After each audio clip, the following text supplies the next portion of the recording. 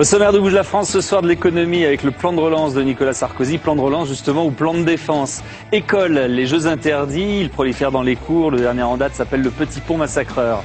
On va prendre des nouvelles en sciences de la momie qui était retrouvée en 91 dans les Alpes, gelée. Eh bien, elle parle, enfin si on peut dire, elle raconte des histoires en tout cas. Et puis en fin d'émission, je recevais l'auteur du Petit Malik, c'est l'équivalent du Petit Nicolas, sauf que lui, il vient des banlieues. Voilà pour le sommaire de Bouge la France dans un instant, juste après le journal de Saveria Rojek. Que voilà. Au revoir, bonne soirée.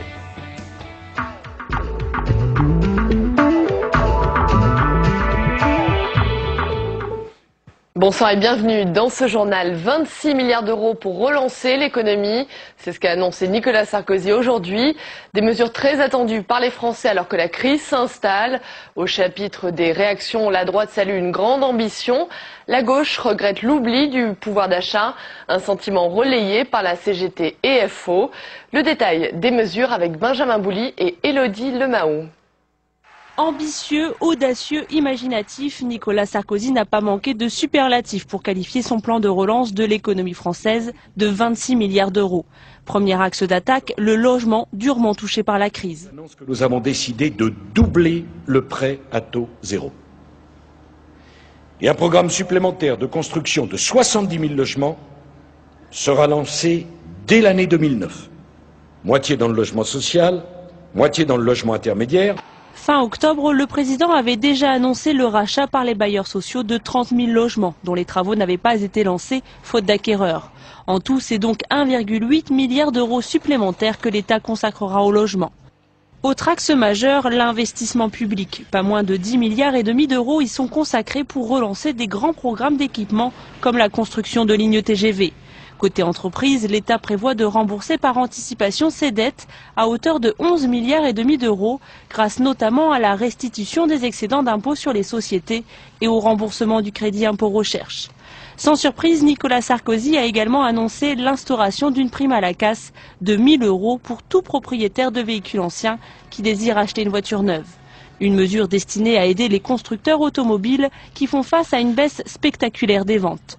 Du côté des ménages, seuls les futurs bénéficiaires du RSA, soit quelques 3,8 millions de foyers, se verront verser une prime spéciale de 200 euros au mois de mars 2009. Un plan d'envergure donc qui a un coût. Avec ces mesures, le déficit public sera creusé de 15 milliards et demi d'euros, soit près de 4% du PIB l'an prochain, contre 3,1 prévus.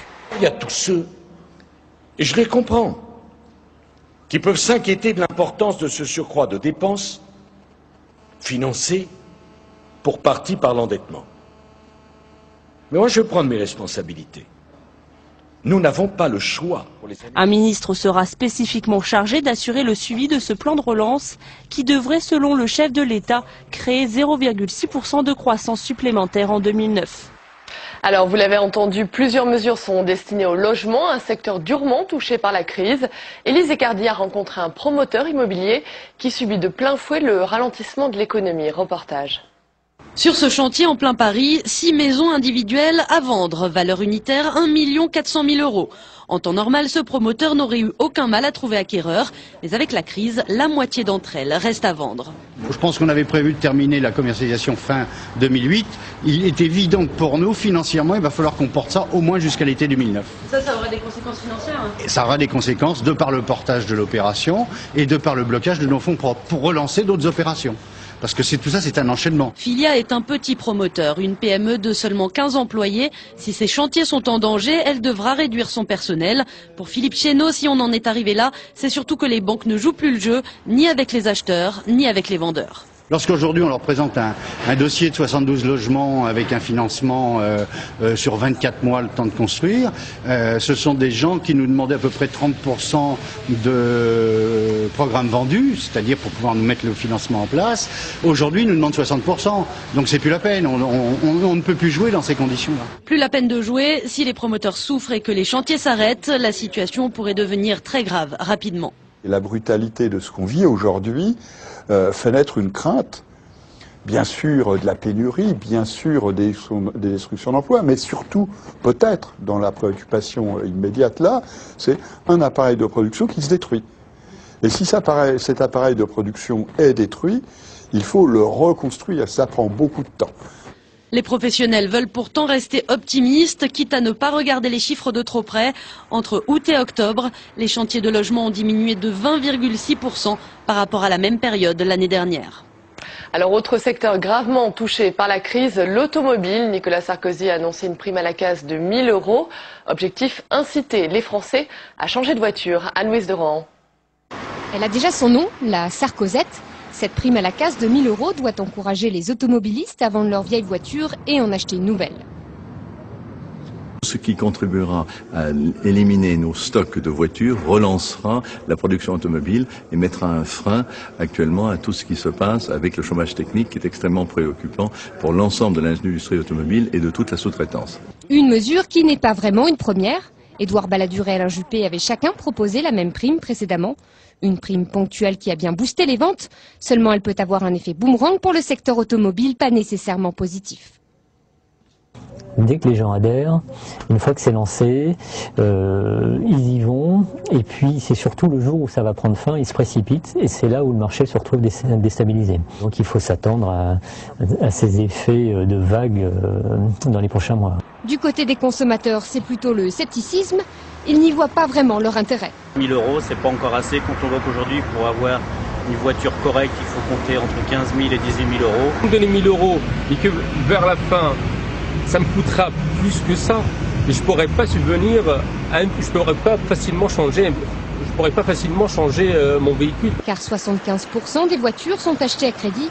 Pour réamorcer la pompe, Nicolas Sarkozy prévoit donc d'injecter 1 milliard aux sociétés de financement des deux grands constructeurs français.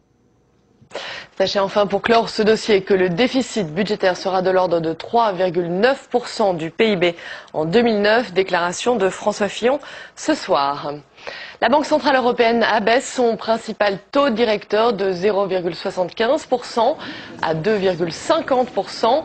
C'est la plus forte baisse de son histoire. Objectif, lutter contre la récession qui, selon la Banque Centrale, touchera l'Europe dès le mois prochain. Je vous propose d'écouter Jean-Claude Trichet, le président de la BCE. En ce qui concerne l'avenir, en se basant sur nos analyses et estimations, nous anticipons la persistance d'une faiblesse de l'économie mondiale et une consommation très molle pendant les prochains trimestres. Le Conseil des gouverneurs estime que les perspectives économiques sont menacées par des incertitudes exceptionnellement élevées. Les élections prud'homales, seuls 25% des salariés ont voté. Et c'est la CGT qui sort grande gagnante de ce scrutin. FO et la CFDT perdent du terrain. Le détail avec François Lallemand. Les prud'hommes n'intéressent pas les Français. Seulement 25,5% des salariés du privé ont voté. C'est 7 points de moins qu'au dernier scrutin en 2002. Il y a à peine 30 ans, la participation était 2,5 fois plus élevée que cette année. La CGT renforce sa domination sur le paysage syndical. Avec un tiers des voix, la centrale de Bernard Thibault progresse de 1,6 points. Elle creuse l'écart avec sa rivale, la CFDT, qui recule de 3 points. Sans doute la conséquence de la désaffection d'une partie de ses militants après le soutien de François Chérec à la réforme des retraites en 2003. Force ouvrière, troisième, perd elle aussi du terrain, tout comme la CFTC. La CFE-CGC progresse parmi l'ensemble des salariés et prend même la tête dans le collège cadre. Les patrons, eux, se sont plus mobilisés qu'en 2002. Leur participation augmente de presque 5 points. Malgré un net recul lié à la percée des employeurs de l'économie sociale, les listes menées par le MEDEF restent largement en tête. Tous les leaders syndicaux déplorent la forte abstention qu'ils imputent surtout au manque d'engagement du gouvernement et à l'organisation du scrutin. Le ministre du Travail, Xavier Bertrand, se dit favorable à leur demande de généraliser le vote sur le lieu de travail pour les prochaines prud'homales. La réforme de l'audiovisuel, le gouvernement dénonce l'obstruction de l'opposition. Il est vrai que le temps presse. La loi doit entrer en vigueur le 5 janvier. Mais les députés n'ont pour l'instant voté que 9 des 56 articles du texte. Conséquence, la suppression de la publicité pourrait intervenir par décret. Pierre Bonjoseph. Nicolas Sarkozy voulait une télévision publique débarrassée de la publicité au 1er janvier, et il l'aura, malgré les recours successifs déposés par la gauche à l'Assemblée nationale qui ralentissent les débats. Rien n'empêche France Télévisions d'anticiper une loi pourvu que la compensation financière soit là. Les 450 millions d'euros ne figurent pas dans la loi actuelle, mais dans la loi de finances. Premier point, que par ailleurs les engagements de la ministre et les discussions actuellement en cours sur le plan d'affaires font que les 450 millions aujourd'hui sont garantis à France Télévisions. Si le montant de la compensation est acquis, reste la recette employée. Pas encore votée à l'Assemblée nationale, que la loi est d'ores et déjà contestée au Sénat. Auditionnés cet après-midi, les producteurs indépendants tentent de modifier ce qui peut l'être. Nous mobilisons l'ensemble des créateurs pour essayer de trouver d'autres solutions que l'absurdité, par exemple, d'avoir un budget qui dépend des recettes publicitaires de TF1 ou d'M6. Ça veut dire quoi? Ça veut dire que si TF1 et M6 ont des recettes publicitaires qui s'effondrent, le France Télévisions voit son budget s'effondrer. Nous trouvons que c'est absurde. Un temps évoqué, la menace du recours au 49.3 semble s'éloigner à l'Assemblée nationale. La gauche sénatoriale, elle, se dit prête au débat, sans précipitation. Et ce soir, François Fillon a exclu d'utiliser l'article 49.3 de la Constitution pour faire passer le texte en force. La France menacée de représailles par la Chine. Pékin n'apprécie pas la rencontre entre Nicolas Sarkozy et le Dalai Lama prévue samedi en Pologne. Le Dalai Lama était tout à l'heure au Parlement européen. Ce soir, le Quai d'Orsay joue l'apaisement. Il estime que tout doit être fait pour favoriser les échanges économiques et commerciaux entre l'Europe et la Chine. Voilà, c'est la fin de ce journal. Tout de suite, vous retrouvez Bouge la France, présenté par Pierre Sled.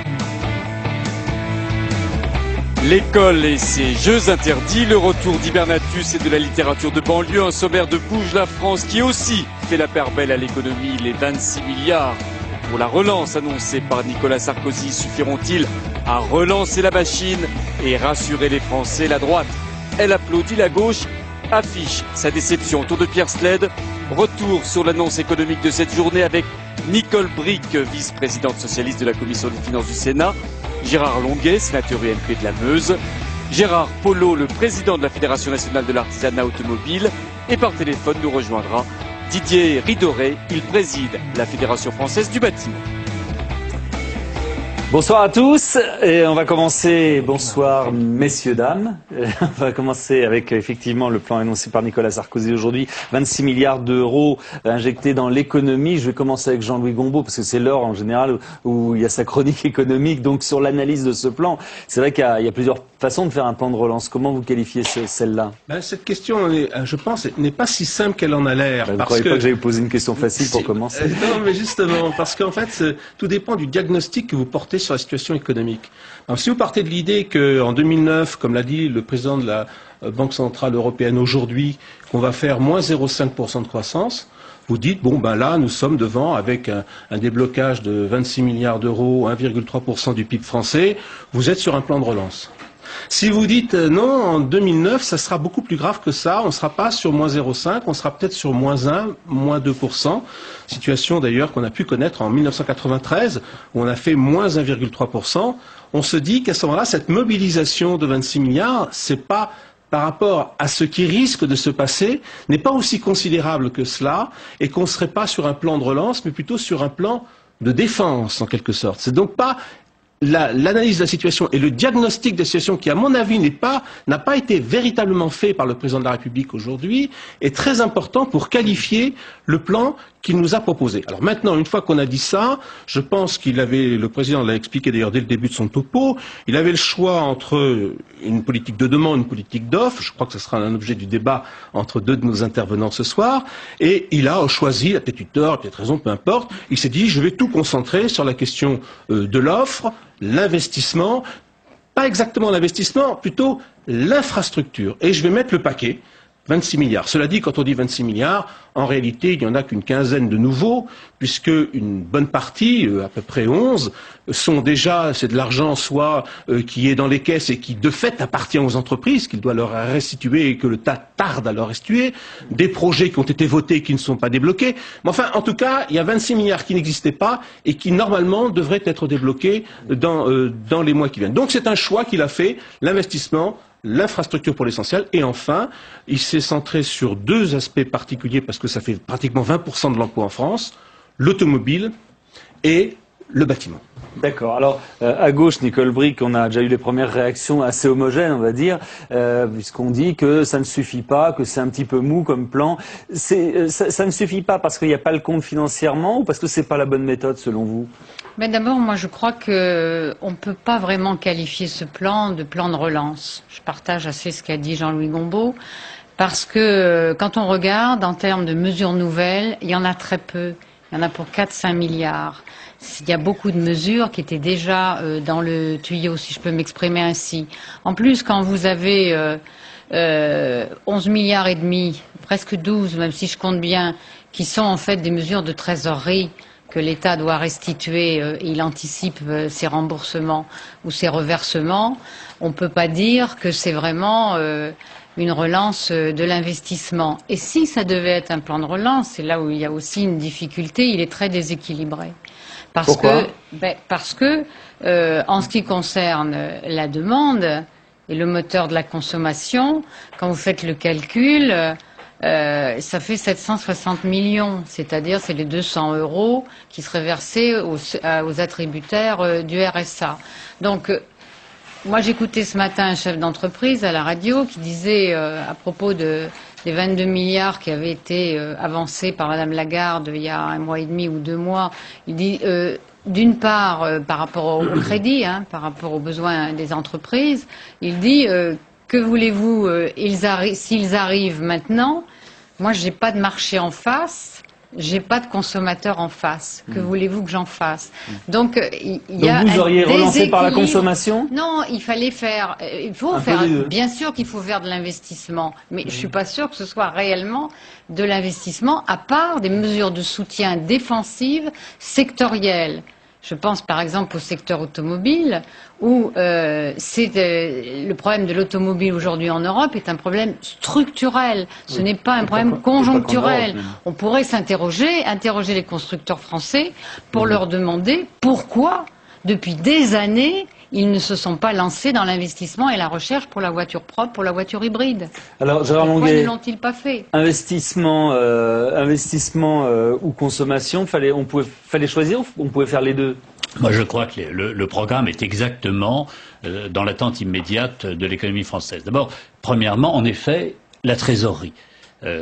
Toute personne qui a exercé une responsabilité comme patron d'une commune ou d'une entreprise sait que pas de trésorerie, aucune perspective, ni emploi, ni investissement, aucune perspective, aucun projet. Et donc les 11 milliards de trésorerie que l'État bascule, et qu'il doit d'ailleurs, de sa trésorerie vers la trésorerie des entreprises et des collectivités locales, c'est formidable parce que c'est exactement ce dont on avait besoin à très court terme. Les banques ne prêtent pas assez, elles sont encore frileuses. L'État en mettant 11 milliards, mais elles ont leur raison, c'est une autre histoire. L'État en mettant 11 milliards dans le circuit, dans le commerce en quelque sorte, vers les entreprises, répond à un besoin extrêmement immédiat. Ensuite, deuxième point, il y a les secteurs exposés, ce que vous avez dit, 20% de l'emploi, c'est le bâtiment et les travaux publics d'un côté, c'est l'automobile de l'autre. Pour avoir lancé la baladurette quand j'étais ministre de l'Industrie, je peux vous dire que ce sont des mesures. L'achat automobile est un achat qu'on peut différer. La prime, c'est un effet d'aubaine. L'effet d'aubaine, ça accélère la décision d'achat. Et par conséquent, le risque majeur pour l'automobile, parce qu'on a besoin de... Ça s'étiole pas au bout de quelques mois, ça? Ah ben ça dure, mais je vais vous dire, si ça dure 18 mois, la baladurette, non, je parle pas de 18 mois, mais 5-6 mois. La baladurette a tenu 18 mois et elle a soutenu l'économie de l'automobile pendant cette période. Donc c'est exactement le type de signal pour un secteur qui est extrêmement exposé. Je suis en désaccord total avec vous, Nicole Bricq. En général, je respecte beaucoup ce que vous dites, j'écoute et j'apprends, mais l'offre automobile européenne, elle est moderne. Les véhicules européens, et les véhicules français en particulier, sont modernes. Ils consomment beaucoup moins de carburant que n'en consommaient leurs ancêtres il y a 10 ans. Et peut-être sont-ils trop sophistiqués, et peut-être le consommateur, surtout avec toutes les réglementations et toutes les limitations, a-t-il de besoins plus simples. Ça, c'est une autre affaire. Oui. Troisième point, et alors là, je suis extrêmement positif, ce sont les signaux forts sur les infrastructures de transport et les infrastructures d'énergie. Alors évidemment, ça ne va pas débloquer demain matin des emplois. En revanche, cela va crédibiliser un secteur qui a besoin de signaux à moyen et long terme. Le secteur des travaux publics, le secteur du ferroviaire, le secteur de l'énergie, ce sont des secteurs qui ont besoin de signaux à long terme. Et là, très clairement, on sait que l'on va pouvoir financer. J'ajoute que c'est un peu mon job comme président de l'Agence de financement des infrastructures de transport. Pour moi, en gros, c'est passer d'une intervention de 2 milliards par an à une intervention de 3 milliards par an, c'est-à-dire 50% de plus par an. Donc je trouve ça plutôt positif. On a les trois éléments. Alors, M. Combeau nous dit ah oui, d'accord, mais si on plonge au plan mondial, je suis d'accord avec vous. Si on plonge au plan mondial, la France, 1% de la population mondiale, ne peut pas seule résister à un effondrement, par exemple, des États-Unis. Mais j'ai l'impression que les États-Unis, ils ont mis le paquet. Je crois que la Chine continentale a envie de soutenir sa consommation, et je pense que ce plan est à peu près proportionné à ce que l'on sait aujourd'hui de ce que sera vraisemblablement la conjoncture en 2009. Maintenant, si on le savait à coup sûr, vous et moi serions milliardaires. On saura, Jean-Louis, dans combien de temps si ça marche ou si ça marche pas ce plan? Ah, je pense, écoutez, ça a été dit par le président de la République, il a parlé dès la fin 2009. Bon. Donc normalement, les déblocages doivent se faire dans quelques mois. On a parlé de 2 ou 3 mois, début de l'année.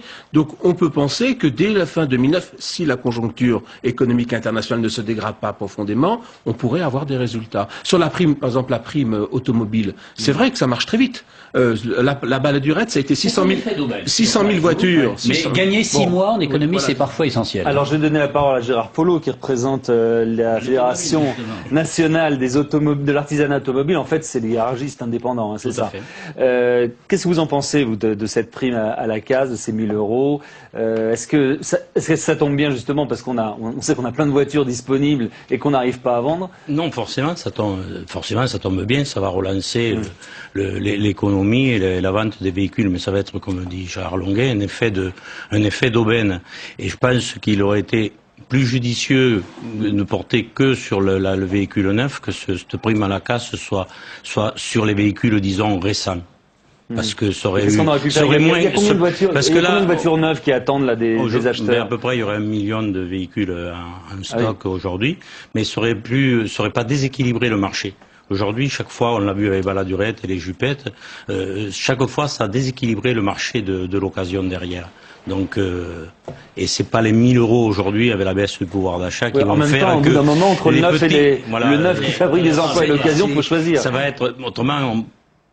Moi, je pense que vous êtes inutilement pessimiste et je vais vous dire pourquoi. Je suis pas pessimiste. Si, je vais vous dire pourquoi. Parce que ce qui a cassé l'élan automobile, et moi je suis un fanat de la voiture, et justement je me posais la question de savoir comment j'allais changer ma voiture.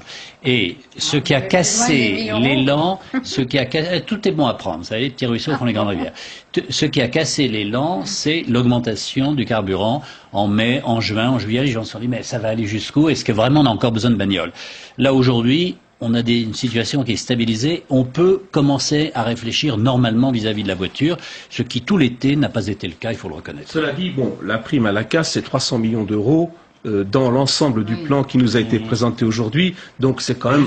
Les 1 000 euros, puisqu'une voiture coûte 15 à 25 000, eh ben ça prouve qu'il y a un effet de levier. Moi j'ai entendu ce soir la déclaration, il a fait une conférence de presse de Carlos Ghosn. Il n'a pas exclu, il a été assez explicite du reste, il a dit, compte tenu du marché européen, qu'il ne s'engageait pas à ce qu'il n'y ait pas de suppression d'emplois dans l'automobile. Enfin, il a été très franc. Donc, si c'est vraiment une mesure de soutien à l'économie, elle est quand même très très limitée par rapport à la situation de ce secteur. Et moi je persiste et je signe, c'est un problème structurel. Il y a 2 secteurs qui conjoncturellement se structurent, l'automobile et le logement, et il y a des perspectives travaux publics. Je crois que ce qu'on n'a pas évalué, parce que ça c'est un reproche que vous avez adressé, pas d'effet pouvoir d'achat. 2 remarques.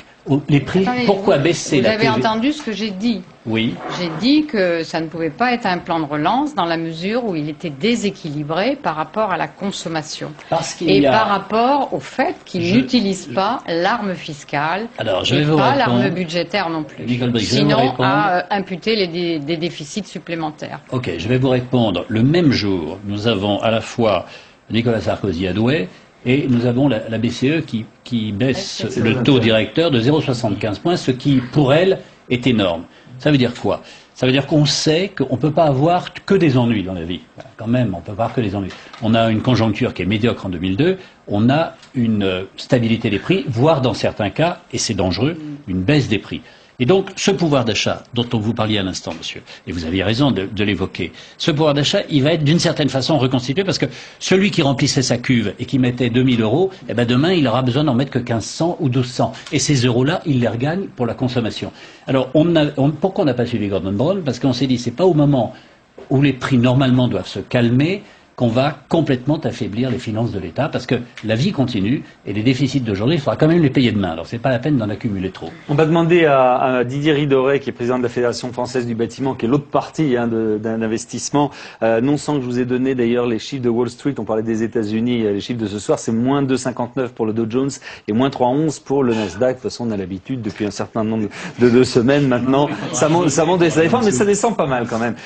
Didier Ridoret est avec nous, bonsoir. Bonsoir. On voulait avoir déjà votre sentiment sur les mesures qui ont été annoncées par Nicolas Sarkozy concernant ces 70 000 constructions de logements décidées. Est-ce que c'est une bouffée d'oxygène? On savait que c'est un secteur qui était un petit peu anesthésié, prêt à licencier même ces derniers temps.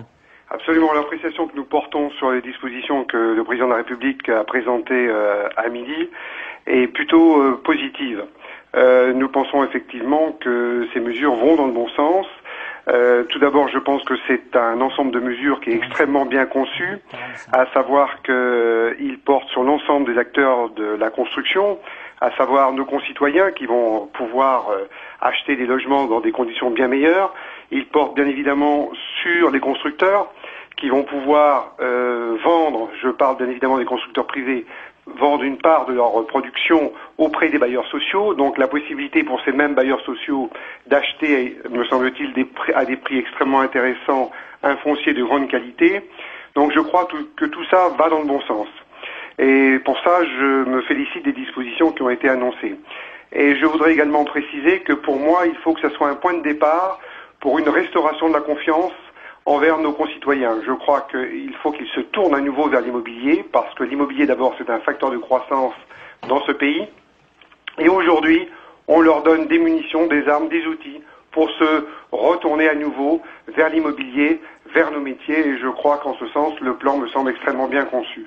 La baisse des charges accordées aux petites entreprises qui embauchent, vous pensez que ça va avoir un effet dans ce secteur? Absolument, je crois que là encore c'est un très bon dispositif et nous le saluons comme il se doit. Comme nous saluons également le doublement du taux du prêt à taux zéro, qui me semble être une excellente mesure. Là encore, ça va permettre de débloquer l'accession à la propriété pour beaucoup de Français et nous en félicitons. Donc vous félicitez de tout, il n'y a rien qui vous déplaît dans ce plan de relance. Concernant le bâtiment, je parle. Hein. Eh bien, l'ensemble me semble extrêmement favorable. Si j'avais un regret à manifester, c'est que l'aide qui va être consentie aux trésoreries de nos entreprises, eh bien, ne soit pas pérennisée et que finalement, ça soit sur une durée qui est certes intéressante, mais malheureusement qui n'est pas inscrite dans le marbre, mais peut-être qu'on se retrouvera d'ici quelques temps pour peut-être reprendre cette mesure. Jean-Louis ? Oui, simplement, le bâtiment électropublic n'a pas obtenu ce qu'il demandait, c'est-à-dire la baisse de TVA. C'est-à-dire que la baisse de TVA pour les constructions nouvelles. Je signale que sur la suppression des charges patronales pour toute embauche dans les entreprises de moins de 10 salariés, ça fait quand même une baisse du coût du travail de 16%. Donc ça, c'est quand même quelque chose d'assez incitatif à l'embauche. Absolument, absolument. Alors, ce qui concerne la TVA, sur le neuf, c'est effectivement un souhait que nous avions. Bon, on sait que c'est un dispositif qui est assez onéreux et on l'a espéré pendant un certain temps. 1 milliard d'euros. Voilà, la contrepartie qui nous est offerte, tant en ce qui concerne le nombre de logements des 30 000 qui passent à 100 000 en VFA potentiellement achetables par les bailleurs sociaux, le doublement du prêt à taux zéro, plus l'anticipation des travaux d'importants, l'université, les hôpitaux, les travaux d'accessibilité, à hauteur de 4 milliards, c'est une anticipation qui va irriguer bien évidemment toutes les entreprises. Et quand on dit irriguer les entreprises, ça veut dire le maintien de l'emploi. Et pour nous, c'est un point extrêmement important parce que les chefs d'entreprise du bâtiment sont toujours très soucieux de conserver la main-d'œuvre pour laquelle ils ont un intérêt évidemment très important. parce que pour nous c'est important d'avoir une manœuvre de grande qualité et il nous faut un certain nombre de temps pour la former. Nicole Bricq, est-ce que grâce à ces mesures concernant juste le bâtiment, est-ce que vous pensez que ça va avoir des effets et qu'on va pouvoir dire que le bâtiment va? Je pense pas. C'est une aide à la promotion. C'est une aide à un secteur très particulier que sont les promoteurs. Bon, sans doute qu'il fallait les soutenir, mais on n'est pas dans la relance. On est dans le soutien à des programmes qui s'effondraient et qui ont besoin d'être rachetés. C'est les 30 000, c'est-à-dire que actuellement dans les départements, il y a des offices HLM qui se portent acquéreurs de promotion qui sont en difficulté. C'est plutôt une bonne chose. Mais ce que je crains, c'est que le fléchage de tout ça ne soit pas orienté vraiment là où il y en a besoin, et notamment par rapport aux logements sociaux. Je prends un exemple, les PTZ, les fameux PTZ, qui sont donc par définition intérêt zéro. Les offices HLM n'ont pas les mêmes conditions pour y avoir accès que les particuliers, que les privés. Donc il faudrait que les conditions soient les mêmes, c'est-à-dire en termes de plafonnement, que ce soit parce que c'est là où il y a besoin. Et là, franchement, je suis pas sûre que ce soit des logements qui servent vraiment les demandeurs de logement. Gérard Longuet. Non, je pense que sur le logement, c'est la bonne formule. Il y avait un besoin immédiat et on risquait de tomber à 260 000, à moins de 260 000 constructions par an, alors qu'il y a des besoins considérables. Ce qui va solvabiliser la demande de logement, qu'elle soit d'ailleurs sociale ou de catégorie moyenne, c'est la diminution des taux d'intérêt. Et la vraie question est de savoir quand les banques vont-elles répercuter les taux d'intérêt sur leurs clients. Actuellement, on a un taux directeur donc qui est de mémoire à 2,50, et quand vous empruntez de l'argent, vous empruntez à plus de 5,5. Donc c'est pas tout à fait normal. Alors que les banques reconstituent leur marge parce qu'elles ont fait des bêtises ailleurs, on peut le comprendre, mais il y a quand même un moment où il faudrait... on peut le comprendre, on peut le constater. On peut le constater en tous les cas, et on sait pourquoi elles le font. Oui, on l'accepte pas toujours. Enfin bon. Ce qui est vrai en revanche, c'est que le pouvoir de la solvabilité du ménage qui veut acheter son logement va regagner par la baisse des taux et d'une façon extrêmement significative. Parce que les premières années, vous payez que du taux. Vous ne payez que des frais financiers. Et quand vous avez des taux qui baissent dans ces proportions-là, et s'ils sont répercutés, et c'est là où le gouvernement doit se battre, c'est que les banques doivent répercuter les baisses de taux, à ce moment-là, eh bien, je pense qu'en effet, des foyers pourront accéder au logement auquel ils ne peuvent pas accéder aujourd'hui. Oui, mais je pense que si le gouvernement avait été conséquent par rapport aux mesures qu'il a prises l'année dernière, on parle du logement, je pense que le crédit d'impôt qui avait été consenti l'année dernière pour l'acquisition de la résidence principale, qui est coûteux et qui n'est pas efficace, qui n'est pas utile, je pense que si le gouvernement avait été conséquent, si le président de la République avait été conséquent, il serait revenu sur cette mesure. Non. Comme il aurait pu quand même, à cette occasion, et vous savez très bien, Monsieur Languet, qu'il y a un problème avec le bouclier fiscal. Vous le savez, puisque même notre rapporteur général et même notre président... On peut peut-être pas tout traiter ce soir. Si on avait voulu se donner des marges de manœuvre budgétaires, on serait revenu sur les erreurs de l'année dernière. Si on avait... Et aujourd'hui, si on a un plan aussi déséquilibré, c'est qu'on n'a pas voulu se donner des marges de manœuvre. Tout à l'heure, on parlait de 760 millions pour les ménages les plus pauvres. C'est vraiment très peu. Si on avait voulu, on se serait donné un peu de marge de manœuvre avec la prime pour l'emploi qui touche 9 millions de personnes. Je pense très honnêtement. Donc on ne l'a pas fait. Donc on ne peut pas dire que c'est un plan de relance. C'est un plan de soutien à deux secteurs en dépression que sont l'automobile et je pense que ça va être un one-shot. Ça va être un one-shot, cette histoire de prime à la casse. Un one-shot, ça veut dire que ça va être éphémère. Un coup, oui, par définition, puisqu'on est face à un problème structurel de marché. Ne demandez pas, vous êtes un petit peu longuette, ne demandez pas... Dites donc, je parle comme je veux et quand je veux. Oui, d'accord, mais laissez respecter un petit peu les autres, simplement.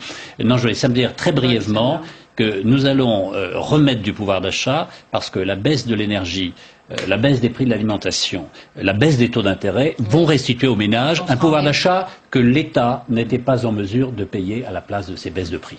Il y a comme un dernier aspect qu'a évoqué le président de la République sur un peu l'assouplissement des conditions de passation des marchés publics. Je pense que ce serait intéressant de savoir ce que nous en pensent nos deux élus, c'est-à-dire qu'aujourd'hui, bon, un certain nombre d'obstacles, de normes vont sauter. Est-ce qu'à votre avis, ça va faciliter le déblocage de ces marchés publics? Faut l'espérer. C'est un cauchemar. On peut pas, entre le moment où on décide et le moment où on réalise, maintenant, il n'y a rien en dessous de 6 mois.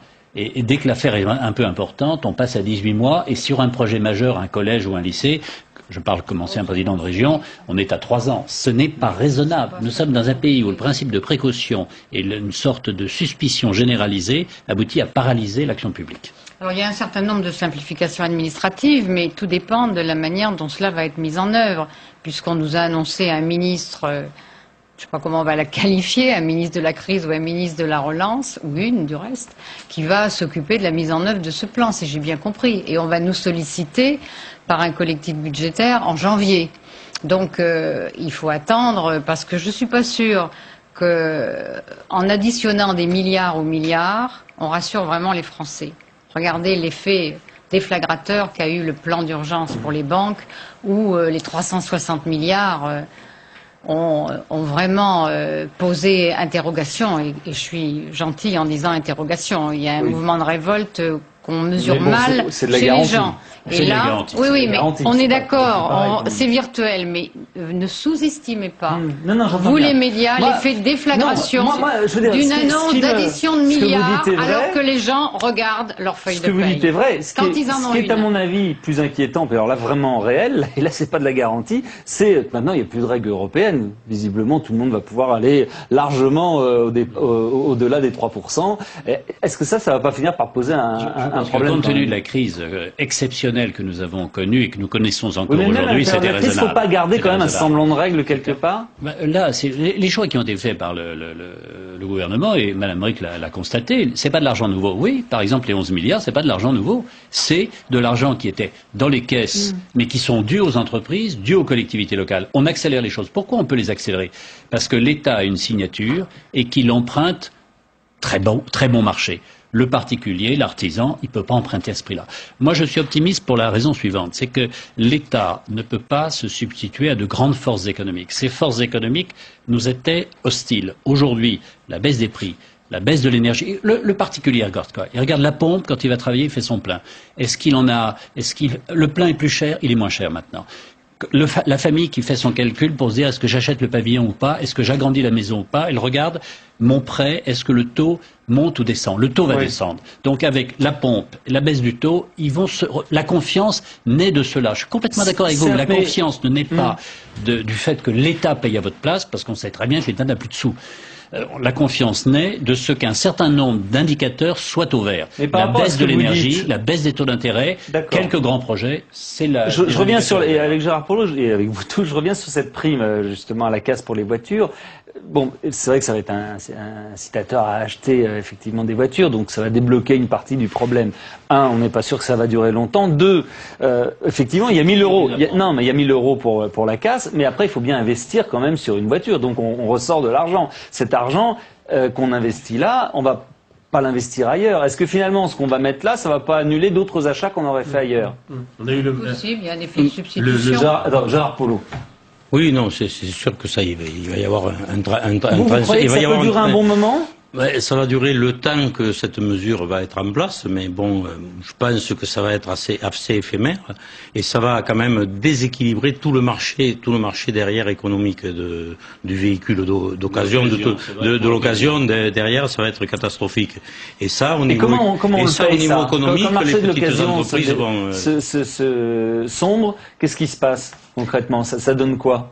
Et ça donne le problème, c'est les petites entreprises qui vont souffrir. Elles vont avoir, là, ça va plus avoir de stock. Les garagistes indépendants, parce qu'il n'y a plus de voitures à réparer. On va plus avoir du stock de véhicules neufs, mais on va avoir du stock de véhicules d'occasion. Et le stock, il faut le financer. Et c'est là l'entreprise particulière qui le finance. Et là, ça devient un problème. Mais non, c'est les voitures qu'on retire du 21e. Non. Ce sont les voitures qu'on retire du marché pour les envoyer à la casse. Oui, non, mais c'est donc on assainit le marché en liquidant des voitures qui ont plus de 10 ans et qui sont dégueulasses. Oui, mais en attendant, on vend pas les autres. On déséquilibre oui, c'est-à-dire qu'on oblige aussi les gens à acheter, on oblige les gens à acheter du neuf. Donc ils n'achètent pas de l'occasion pendant ce temps-là. Nicole Bricq. Oui, moi je pense qu'il y a forcément un effet de substitution parce qu'on a aussi un problème de demande. Il faut pas le sous-estimer. Je ne vais pas redire ce que j'ai dit tout à l'heure, mais par rapport à ce que vous avez dit là au niveau des règles, effectivement, je pense qu'on est plutôt entre 4 et 5% de déficit. On n'a pas fait les comptes, mais on voit bien que. Alors, qu'on soutienne l'investissement en sachant qu'il y a toujours un effet différé. Ça va pas tout de suite. Il faut un certain temps. C'est pour ça qu'en attendant, il faut assurer le relais par la consommation. Mais je pense que c'est un des problèmes de ces plans que chaque pays fait. Je crois que quelque part, c'est quand même, on est sous présidence française de l'Union européenne, et on aurait pu essayer de cette concertation, parce la Commission européenne, qui a quand même été pas très bonne dans cette affaire, elle va tamponner des plans qui sont très disparates. Et donc, je crois que on est passé à côté. Alors, il y a plein, on n'a pas le temps d'en parler. Il y a plein de choses. Il y a l'Allemagne, etc. Oui, mais personne ne fait la même chose, en gros. Mais non, c'est très. Oui, certainement, mais quand même, on est. Non, mais l'automobile, par exemple, c'est tout le monde. Oui, mais l'excédent commercial, ça existe en Allemagne et c'est un déficit en France, donc on n'a pas les mêmes possibilités. Oui, mais donc ça pose un problème. Et moi, je considère que c'est quelque part un échec de la présidence française. Et c'est un petit peu injuste quand même d'imputer à une présidence qui a duré 4 mois, on a un Conseil européen le 11, excédent et que la France est un déficit. Pour terminer sur les... moi je pense qu'on aurait pu faire plus, y compris en creusant le déficit, à partir du moment où on prenait des engagements pour après. Parce que le problème va être aussi de sortir de la crise. Comment on va en sortir? On y entre avec des handicaps. Dans quel état on va en sortir quand il y aura une reprise? Jean-Louis, on en sort, enfin, si j'ai bien compris, et notamment le premier discours, je crois, prendre des engagements très précis. De Nicolas Sarkozy dès le début de la crise, ça a été dire il n'y a rien de pire que la peur, car quand il y a la peur, il n'y a plus la consommation, il n'y a plus rien. Et c'est le discours de Toulouse. Là, ces mesures-là, est-ce qu'elles sont de nature à restaurer? Ce qu'on recherche, donc, c'est la confiance, parce que c'est ça qui va faire sortir de la crise. Je crois que là aussi, il faut faire le diagnostic. Je crois qu'aujourd'hui, si vous regardez les indices, la confiance est à un plus bas historique. Chez les chefs d'entreprise, et dans les ménages. Donc on a, et c'est pas qu'en France d'ailleurs, ce qui est très intéressant de voir, c'est qu'aux États-Unis, qui est un pays de l'optimisme, je dirais culturel, la confiance est également au plus bas. Donc on a un moral des ménages dans le monde entier qui est pratiquement dans les chaussettes. D'autre part, il y a, comme Madame Bricq dit, que tous ces milliards, c'est vrai. Parce qu'il faut voir que tout ceci se situe dans une chaîne. On est sur 26 milliards. On a dégagé 360 milliards pour les banques, 40 milliards pour les fonds propres, 320 milliards pour garantir des crédits éventuels. Et on s'aperçoit que ça ne marche pas. C'est-à-dire que M. Trichet a dit lui-même cet après-midi que les plans de recapitalisation des banques, il ne parlait pas que pour la France, n'étaient pas encore en place. Et il s'en inquiète. Euribor, 3 mois, je prends un indice parce que c'est l'indice de la confiance des banques entre elles. Il a perdu 1,5 point. Il était à 5,30, il est aujourd'hui à 3,70. Donc ça veut dire que l'argent commence à circuler entre les banques. C'est le début du commencement de quelque chose. À moins qu'il n'y ait pas de commerce interbancaire aussi, qui pourrait expliquer la baisse de ces taux. Mais ce que je veux dire, c'est que le gars il baisse. Oui, s'il montait, vous me... Tout à fait. Voilà, non, je suis pas content. Mais je veux dire, on est dans une situation parce que assez complexe. Quand il fait beau, il peut pleuvoir demain. Mais il fait beau d'abord. Quand vous regardez les plans américains, il y a quand même un moment, il faut dire qu'il fait beau quand il fait beau. Oui, mais quand vous regardez le plan américain aussi, vous êtes sur des sommes absolument gigantesques. Donc on a quand même un problème structurel. D'ailleurs, M. Sarkozy l'a bien dit aujourd'hui, l'a bien répété. On dit un problème structurel assez grave. Et je crois que je crois que c'est important, je crois, à souligner aussi, parce que les gens ne comprennent pas très bien, parce que ils ressentent ça et ça ne leur est pas dit. Et ça ne leur est pas dit explicitement. On parle de crise, mais ça ne veut pas dire grand-chose, la crise. C'est très confus. D'autant qu'on sort les milliards et on dit ça va aider à repartir. C'est complètement abstrait pour les Français. Il y a un problème de communication sur la réalité de la situation. Et je m'étonne d'ailleurs que des sortes... Moi, je peux vous dire simplement, les États-Unis depuis 10 ans vivent à crédit, envoient la facture aux Chinois qui achètent un peu en Europe. Tout le monde en profite et puis un jour les Chinois se disent avec ces liquidités je fais quoi? Les pays pétroliers se disent avec ces liquidités je fais quoi? Ils vont voir les Américains en disant vous pourriez peut-être nous le rendre et à ce moment-là panique générale. Et les Européens qui ont profité de cela, il faut bien le reconnaître, moins que les Chinois, moins que les Américains, commencent à se rendre compte qu'ils ne sont pas une locomotive. Ce qu'on leur propose de faire globalement, c'est devenir à leur tour une locomotive et ne pas simplement compter sur les autres. C'est formidable si l'Europe comptait sur elle-même avant de compter sur les autres. Oui, mais justement, c'est bien de ça dont il est question. Et ben, c'est pour ça qu'on fait Seine-Nord, par exemple, une belle infrastructure à 3 milliards d'euros, et ça structure l'Europe. Ça fait des années qu'on en parle du canal Seine-Nord. Merci beaucoup, on fera notre débat là-dessus si vous voulez. Merci beaucoup. On va passer à un autre phénomène de société, celui-là. Vous l'avez entendu, les jeux interdits de l'école. Le dernier en date s'appelle le Petit Pont Massacreur et évidemment ça pose de gros problèmes. Petit Pont Massacreur ou jeux du foulard, les jeux dangereux des cours d'école inquiètent parents, enseignants et pouvoirs publics. Avant d'accueillir Françoise Cochet de l'association des parents d'enfants accidentés par strangulation et Véronique Lebezec, psychologue scolaire, écoutons ou réécoutons Xavier Darcos. Il était hier soir sur le plateau de Bouge la France. Le ministre de l'Éducation réagissait au dernier incident survenu cette semaine en région parisienne. Nous avons des incidents très réguliers de cet ordre, le jeu du foulard, le jeu de la tomate, le petit pont massacreur et d'autres choses, nous le savons, nous n'en faisons pas trop état. Non pas du tout parce que nous voulons cacher la réalité, mais parce qu'elle est souvent, elle est un peu incitative. Et lorsqu'on commence à parler des choses, les jeunes ont envie de jouer les héros et de faire de la même chose. Alors là, c'est un travail de vigilance au quotidien qu'il faut conduire. Par ailleurs, nous avons élaboré un code de la paix scolaire qui va déboucher sur un certain nombre d'actions. Et puis j'espère que toutes ces questions qui sont liées aussi à l'encadrement dont nous avons besoin dans les cours de récréation, aux abords des établissements, pourront se régler au début de l'année 2009 lorsque, grâce à des dispositifs divers d'emploi aidé, nous pourrons réalimenter un peu en personnel pour lutter contre ces formes de violence nos établissements. Voilà, bonsoir Françoise Cochet, c'était Xavier Darcos hier soir sur ce même plateau, on le faisait réagir, c'est vrai que ça venait de se produire à Sevran en Seine-Saint-Denis, ce dernier fait divers, fait d'école en l'occurrence. Alors l'avis du ministre de l'Éducation nationale, c'est il ne faut pas trop en parler parce que c'est incitatif. Est-ce que vous êtes d'accord avec lui ? Moi, je suis d'accord avec lui qu'il ne faut pas en parler si on n'est pas compétent pour en parler. Il ne s'agit pas d'en parler n'importe comment. Pour en parler aux enfants, ça doit être conduit par des professionnels de prévention.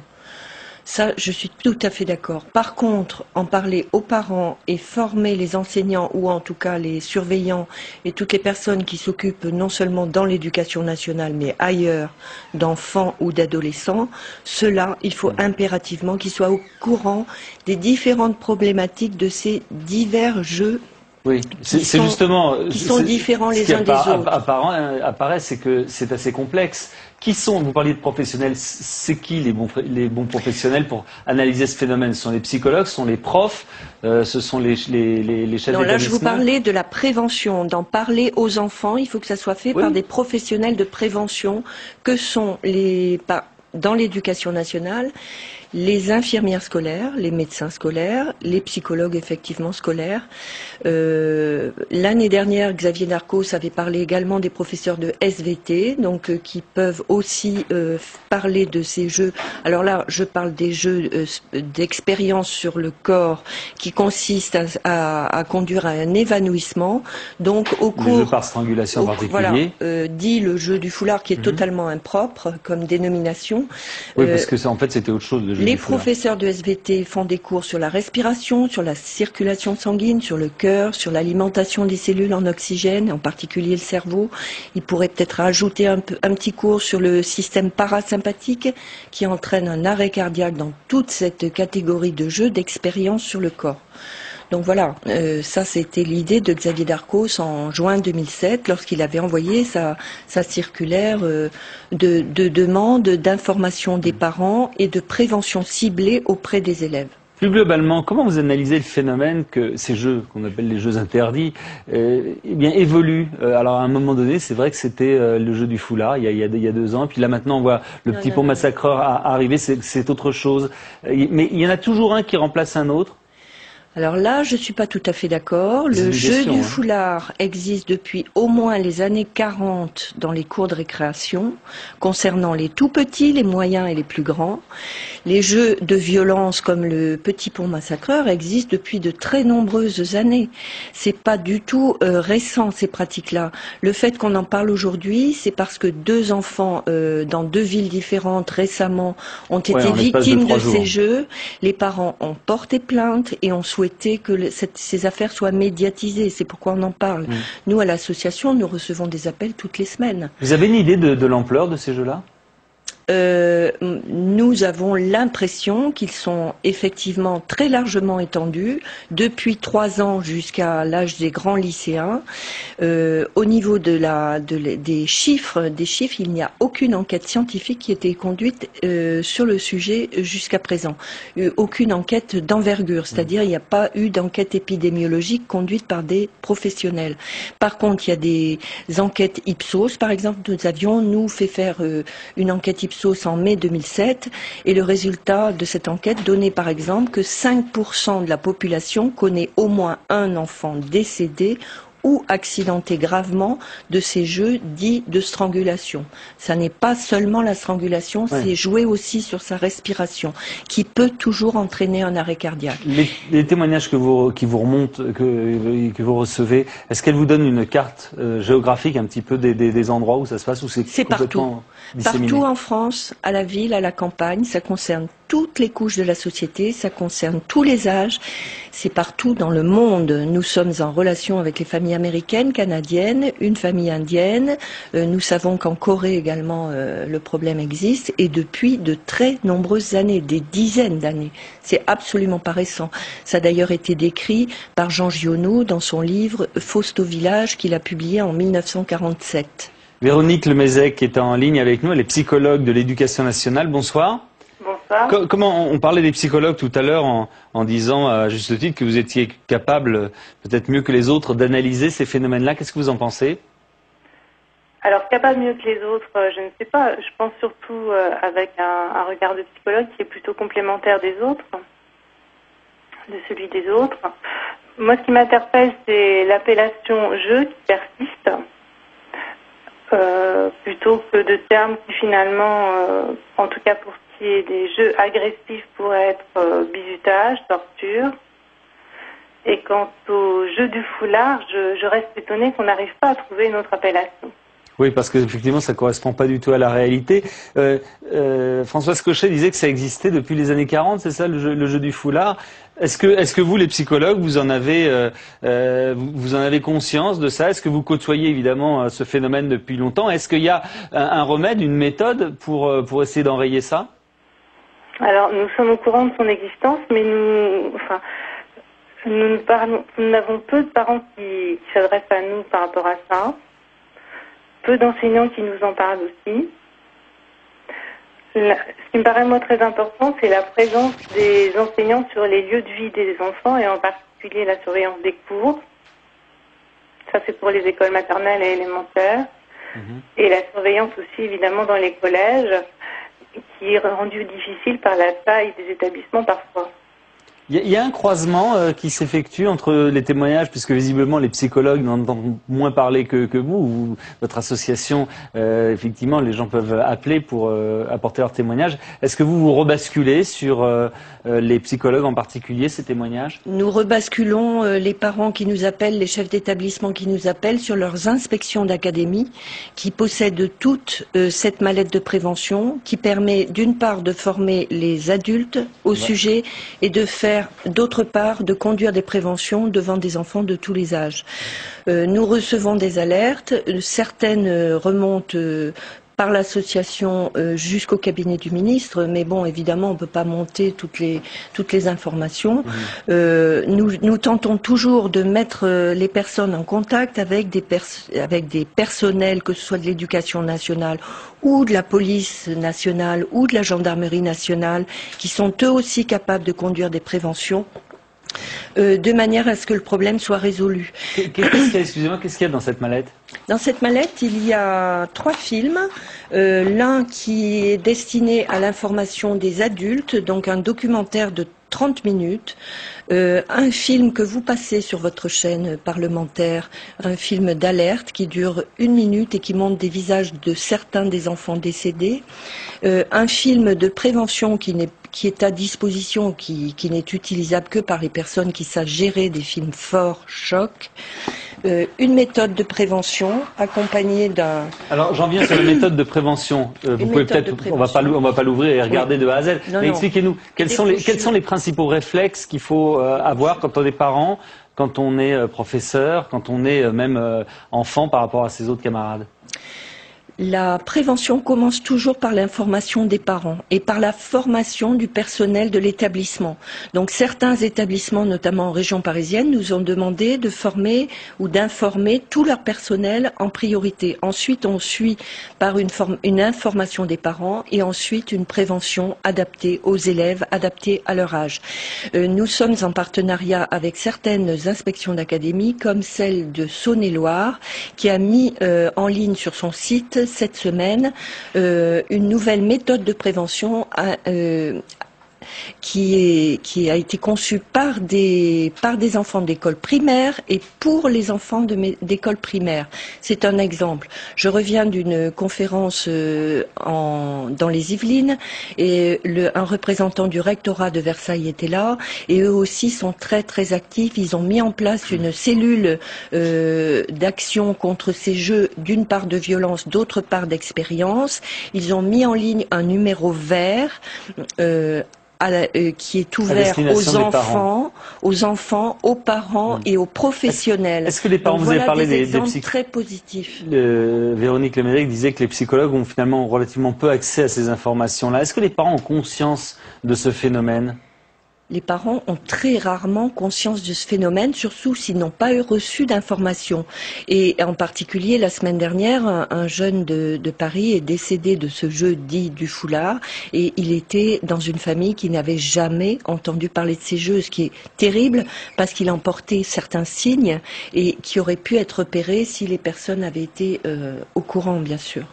Xavier Darcos lance un plan de paix scolaire. Est-ce que vous croyez que ça peut avoir un effet sur justement, et une répercussion sur ces jeux ? Absolument. Nous avons reçu ce soir un appel du cabinet du ministre qui envoie de nouvelles circulaires demandant en priorité l'information des parents par rapport à l'existence de ces jeux. Et dans cette brochure, vous en avez un résumé. Il demande également que tout le personnel sanitaire et social de l'éducation nationale soit formé à la réalité de ces jeux et à la prévention de ces jeux.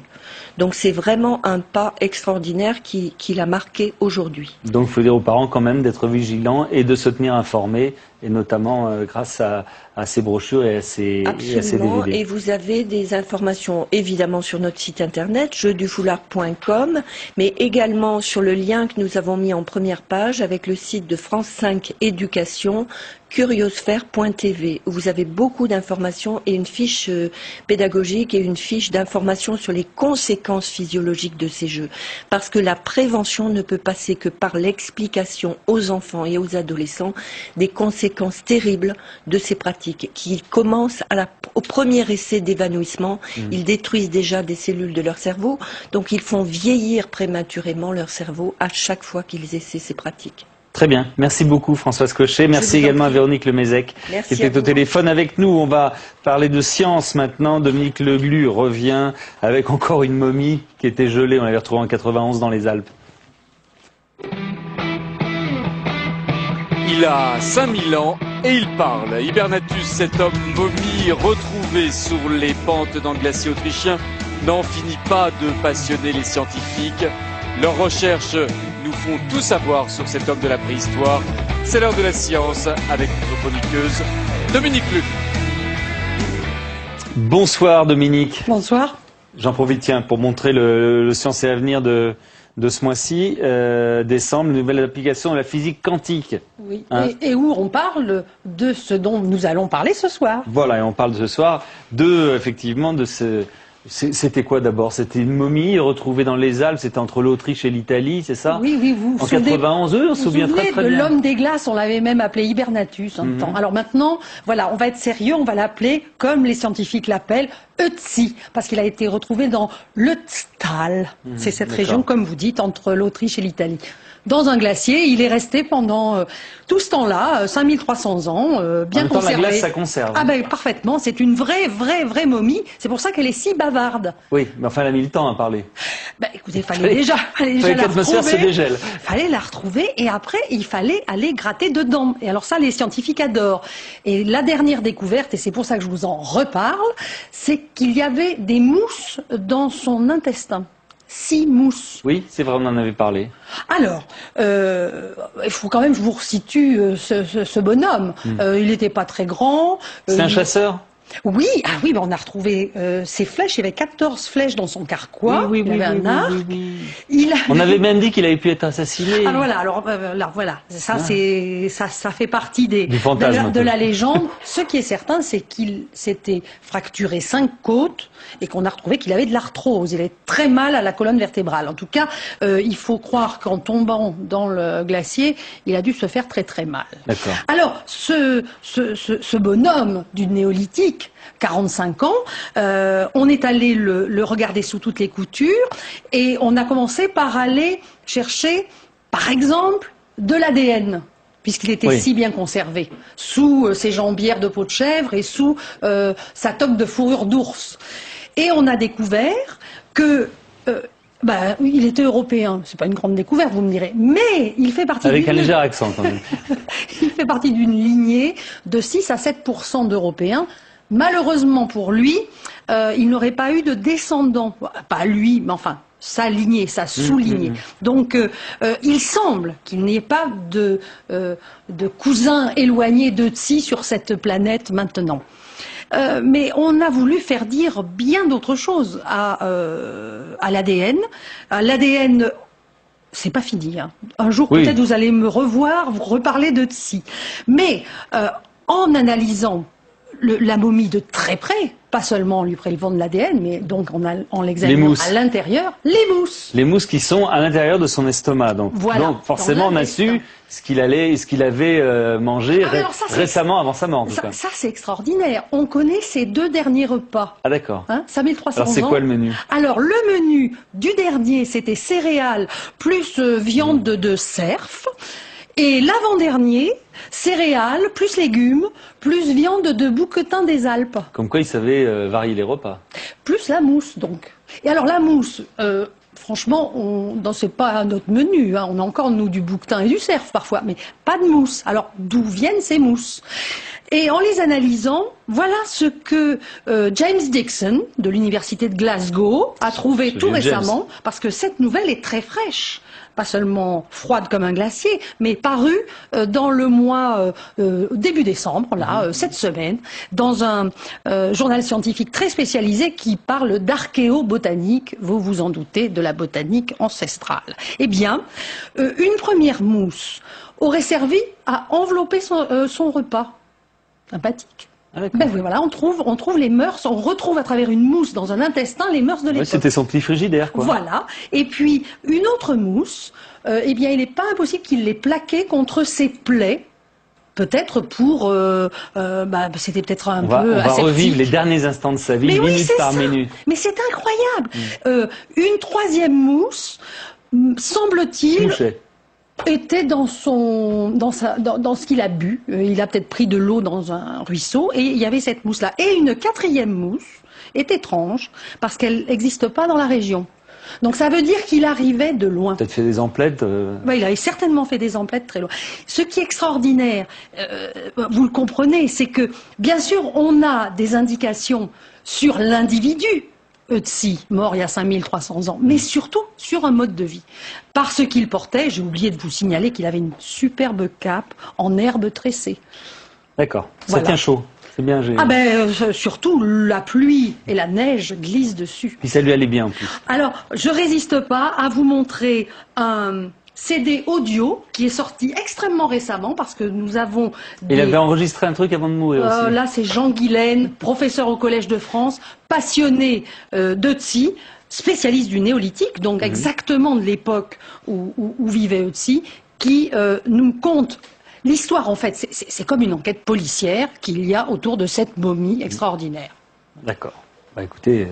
C'est palpitant, hein. Franchement, c'est intéressant. Mais finalement, une fois qu'on aura raconté son histoire, quel intérêt ça a pour la science? Alors, il y a des intérêts tout à fait fondamentaux.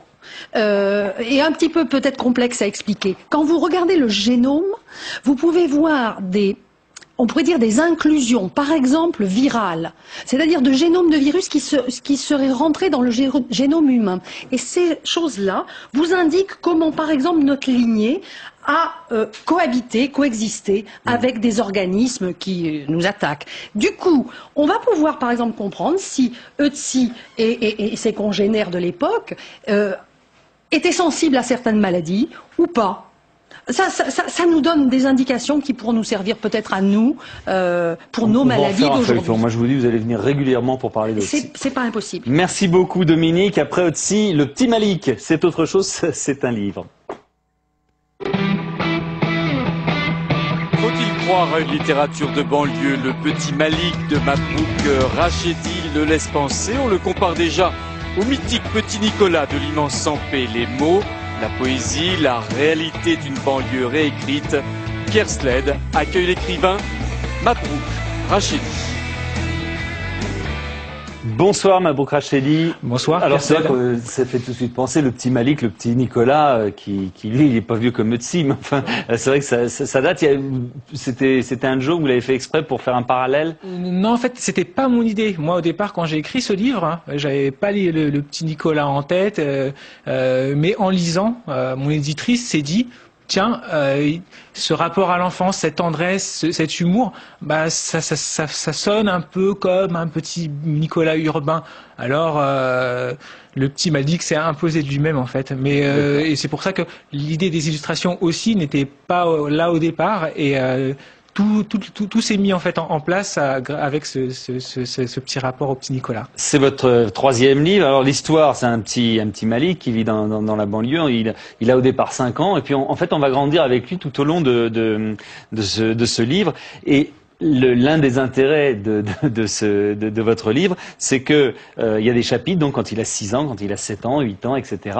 Et que votre écriture change évidemment puisqu'elle s'adapte à l'âge qu'il a. Exactement, et c'était quelque chose d'intéressant du point de vue de l'auteur que je suis, justement de suivre l'évolution un peu psychologique de ce personnage et l'adapter à son langage, plutôt adapter le langage à son évolution psychologique, et justement de 5 à 26 ans comme ça, de 5 à 10 ans, il y a la naïveté, il y a le marchand de glace, il y a les bastons à l'école, tout ce qu'on a plus ou moins connu, même partout, pas forcément d'ailleurs en banlieue, et je l'ai présenté tout récemment à Tourcoing par exemple et à Moucron où ils ne connaissent pas du tout les banlieues et des lecteurs se retrouvaient dans certaines ambiances et après il y a l'adolescence et la période des changements, des mutations et au final il commence à devenir adulte, c'est-à-dire qu'il n'a pas toutes les réponses à toutes ces questions, mais il se pose peut-être enfin les bonnes questions. Mais comment vous avez fait pour adapter votre style? Parce que pour un adulte, c'est pas facile de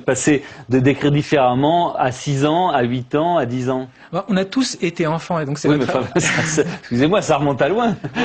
Merci. Ça c'est bien envoyé en même temps.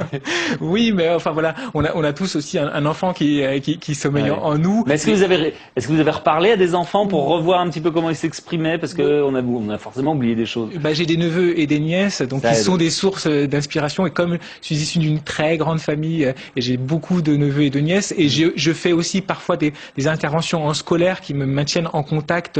Alors plus à partir du collège, mais le langage, c'est l'évolution du langage, elles me sont naturelles. Je vis toujours aussi dans les milieux urbains que je décris, et donc je suis très très proche. J'ai pas besoin de chercher de midi à 14h de comprendre composer des expressions. Non, je les connais, je les ai utilisées et je les entends utiliser quasiment tous les jours. Donc c'est quelque chose qui est venu assez facilement. Quand adulte, on lisait le petit Nicolas, on disait ça respire bon, ça sent bon l'école telle qu'on l'a connue, telle qu'on s'en souvient. Est-ce que le petit Malik, quand on lit ça, on dit ça respire bien, ça sent bon la cité, ça sent bon la banlieue? Je suis pas sûr que ça sente que cela en fait. Est-ce qu'on ressent ce qu'on peut vivre là? Oui, il y a de ça, et évidemment, donc c'est vraiment un milieu urbain, mais ce n'est pas que ça. Tout à l'heure, je vous disais que j'en ai parlé, que j'ai commencé à en parler un peu dans tous les, un peu dans la France et un peu au-delà même, et des gens qui ne connaissent rien vraiment à l'environnement urbain s'y retrouvent, parce que c'est ça la force de l'écriture finalement, c'est de dépasser le cadre où l'on vit et de décrire des situations qui sont universelles et dans lesquelles chacun se retrouve. Sans tomber dans les clichés de la banlieue habituelle. Voilà, exactement. Et l'angle de ce petit Malik, c'est vraiment de faire une chronique de la vie en banlieue ordinaire. C'est pas de faire justement la banlieue qui est pas rose, la banlieue qui est morose que chantaient les inconnus, ou voilà les émeutes revisitées par Mabrouk Rachedi, ou quelqu'un qui a rêve de faire la révolution, qui est le chef d'un gang de tueurs, etc. Non, vraiment montrer qu'il y a aussi une vie ordinaire en banlieue qui n'est pas spectaculaire. C'est pas forcément ce que les médias montreront, mais c'est de ma responsabilité en tant qu'habitant de banlieue et aussi en tant qu'auteur de montrer cette réalité qui est peu montrée, et ça peut me permettre de mettre en perspective pas mal de choses finalement. Ça permet d'avoir une autre vision plus tendre. C'est pour ça que ce rapport à l'enfance pour moi était primordial, parce que tout le monde peut se retrouver dans certaines situations, et ça permet d'offrir un regard tendre, décalé, et vraiment donc décalé par rapport à tout ce qu'on voit sur les banlieues. Et ça permet de décrire aussi le monde des adultes en banlieue à travers ce regard. Voilà, le monde des adultes. Alors le monde des adultes par rapport aux enfants, c'est le monde qui est renvoyé envers les enfants, mais aussi le monde des adultes, cette mutation qui permet à devenir adulte à travers finalement les épreuves ou les anecdotes. Mais il y a de tout dans ce petit Nicolas, pardon. Dans ce petit Malik. Voilà, je vous l'ai mis dans la tête. Exactement. Dans ce petit Malik. Maintenant, je suis très mal pour dire non, j'ai pas du tout la référence en tête. On n'y a pas cru une seconde. Non, mais j'en ai tellement entendu parler finalement que c'est logique, le parallèle est tellement évident. Est-ce que la vie en banlieue, c'est un bon filon littéraire? Je sais pas si c'est. Moi, je le ressens vraiment pas comme un banlieue. Pour moi, c'est une facilité parce que j'y vis, donc j'en connais les codes. Ce serait vraiment beaucoup plus difficile pour moi de parler du Chili ou du Pérou parce que j'y ai jamais mis les pieds. Mais moi, je parle de la banlieue comme je la sens. Moi, j'ai écrit un premier roman, Le poids d'une âme, qui en parle vraiment différemment parce que c'était une vieille idée d'adolescence que j'avais en tête. Mais maintenant, j'en parle avec mon langage de vieux trentenaire. Vous l'avez dit vous-même tout à l'heure. Qui va savourer le plus ce livre? Est-ce que ce sont les enfants ou les jeunes qui vivent en banlieue, ou au contraire n'importe qui? Vraiment, ce livre, et les adultes ou les enfants d'ailleurs. Ce livre, je pense, peut se lire vraiment de 7 à 77 ans, peut-être un peu plus de 7 ans, peut-être 10 ans, et 77 ans comme le journal de Tintin, et dans tous les milieux. Et c'est vraiment le propre à la littérature pour moi, cette portée universaliste. Alors je ne me prends pas pour qui je ne suis pas, un grand écrivain qui tout d'un coup raconterait sa vérité révélée, mais voilà, en toute modestie ou immodestie, j'aimerais que chacun ressente des émotions. C'est pour ça que j'ai vraiment situé l'action à fleur d'émotion, en fait, à hauteur des personnages, pour pas faire encore un essai sur la banlieue, les problèmes de banlieue. Non, c'est vraiment un roman, un angle de romancier. Après, forcément, on parle d'un milieu par la bande, mais c'est vraiment par la bande, et j'ai vraiment, c'est 5 à 26 ans, c'est vraiment une mise en tension, une avancée vers l'inévitable 26 ans, et vers un dénouement qui, j'espère, plaira, mais le dénouement, enfin, disons qu'à la fin, il y a un de ses copains qui meurt d'une overdose. C'est d'avoir sabré le suspense. C'est assez dramatique. Non, mais parce que par ailleurs aussi, alors il se retrouve, Malik, coincé entre, il a dans sa bande Salomon, qui lui fait tout pour en sortir, et Abou qui sombre dans l'apathie. Mais lui, finalement, à la fin, il lui reste le choix de décider de sa vie. On parle souvent des banlieusards comme des victimes, et moi, je veux reposer cette question du choix au cœur de l'être, parce que lui, tout au long de son parcours, il fait des bêtises, il est parfois agaçant, mais il fait parfois aussi des choses plus positives. Il y a aussi des moments de pur divertissement dans ce livre, vraiment d'un jeu sur le langage. De ce livre. La morale de ce livre, c'est peut-être ce que je viens de dire. Il y a toujours le choix, et c'est à nous, même s'il y a toujours les contraintes d'un environnement, évidemment, et ça je le nierai jamais, j'en ai subi des affres, mais il y a toujours cette possibilité d'infléchir sur son destin, et surtout, le message que je voudrais passer au lecteur, c'est lisez-le et laissez-vous emporter par l'émotion, parce que c'est un livre, un roman, et j'espère qu'il vous touchera, et c'est mon ambition première, plutôt que de raconter la vérité d'un milieu. Déjà vous êtes touchant, donc évidemment le livre l'est aussi. Une gentillesse pour dire acheter, merci. Non, c'est exagère. Mabrouk Rachedi, Le Petit Malik, chez Jean-Claude Lattès, qu'on vous recommande, voilà. Merci. Merci beaucoup. Les titres et une des journaux de demain avec Saveria Rojek, et puis le dernier coup de fil aussi.